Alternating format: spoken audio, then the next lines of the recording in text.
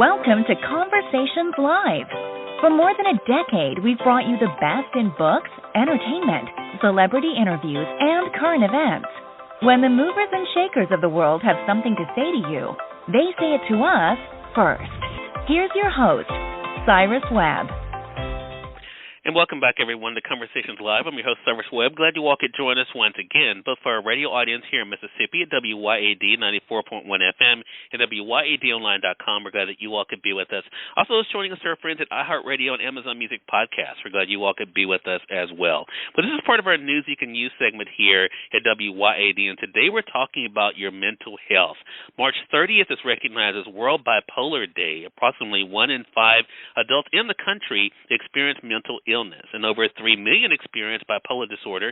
You all know I've talked about my two cousins that are also being diagnosed with bipolar. However, only 46% of U.S. adults with mental illness receive treatment in 2020.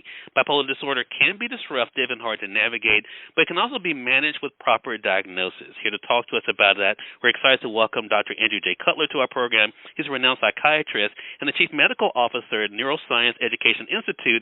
And we also have Karen Ledral joining us as well, a musician living with bipolar disorder. She's going to share a bit of her story as well. Thanks to the two of you for the time. I really do appreciate it. Well, thank you. It's a pleasure to be here. Thank you. Well, I tell you, mental health is something we talk about quite a bit on this program. I've talked about in the past my two cousins that were diagnosed with bipolar disorder and their challenges that they've been dealing with. So, Dr. Cutler, let's start with that. What exactly is bipolar disorder? Well, Cyrus, I want to tell you, your experience is not unique. I've got family members as well. And so this is a common disorder. Over 3 million U.S. adults have bipolar I disorder, and it's a condition that can cause unpredictable high and low mood and energy changes. We call them swings, also known as manic and depressive episodes. And these episodes can cause significant impact, impairment, and distress in people's lives. It's hard to diagnose because the symptoms can look like other conditions, especially what we call major depressive disorder or unipolar depression, which doesn't have the manic symptoms. And it's a complex and often misunderstood condition, and that's why Karen and I are so happy to be here today and partnering with AbbVie to help raise awareness of this condition. And, Karen, I want to thank you for your time. As I mentioned, you're a musician as well. But talk to us about your own bipolar journey, Karen. Talk to us about your diagnosis and what it's been like for you. Sure. So my journey to receive a diagnosis took 15 years. I started experiencing symptoms when I was 19 years old. I was having trouble sleeping. I noticed problems with my memory along with changes in my mood, but I didn't realize that what I was experiencing actually went together. And so over the years, I knew something was wrong, but I wasn't quite sure what. And I eventually decided to meet with a psychiatrist. I shared my symptoms and my family history. My mom had bipolar disorder. My uncle had bipolar disorder. And, you know, being able to talk to someone and having them help me put the puzzle together, I was diagnosed with bipolar I disorder at the age of 34. Thank you so much for sharing that. Karen, Dr. Cutler, I have a couple questions for you about this. I mean, because one of the things I mentioned, as I've talked about on this program over the years, my two cousins that were diagnosed with bipolar disorders, you mentioned you have individuals in your family that were also diagnosed. Some people may wonder, is bipolar disorder something that is hereditary? That's an excellent point, Cyrus. It is highly genetic or hereditary. It's nobody's fault. It's not from bad parenting. And it's a real brain disorder. And it's a condition that can be managed just like any other chronic medical illness, like high blood pressure or diabetes, and it's compatible with living a normal life.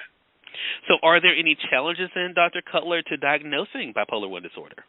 I would say there certainly are challenges. As I mentioned, it can be difficult to diagnose. Part of the issue is it starts early. It can start as early as the teenage years or the early adult years, and it's a chronic episodic condition that can last a lifetime. In fact, on average, it takes up to 10 years for a patient to get an accurate diagnosis, so Karen's experience of going 15 years is not unusual. And this is usually because patients tend to present to us and focus on their depressive symptoms. That's what causes a lot of suffering. That's when they feel bad. And they're not as likely to report the manic symptoms, which can include an elevated mood or even an irritable mood. People don't realize increased energy that can be hard to focus or manage, less need for sleep, and talking too fast, racing thoughts, doing things that can get someone in trouble, displaying bad judgment. And this is why it's so important to talk honestly with your healthcare provider, to report all of your symptoms and all of the impact it's having. This really makes it a little bit easier for us to recognize it. Let's talk about support for a moment, Karen. Since your diagnosis, where do you turn to for support, and what helps you to cope? I am very fortunate that I can turn to family and friends for support, but I've also found that there's a sense of community through local mental health organizations as well as online support groups. Getting to know other people who are also living with bipolar I disorder reminds me that I'm not alone. Love that. And I think it's great. It's great for all of us to remember. So, Karen, what advice do you have for our audience out there that think that they may have bipolar I disorder? My advice is to be honest with your doctor.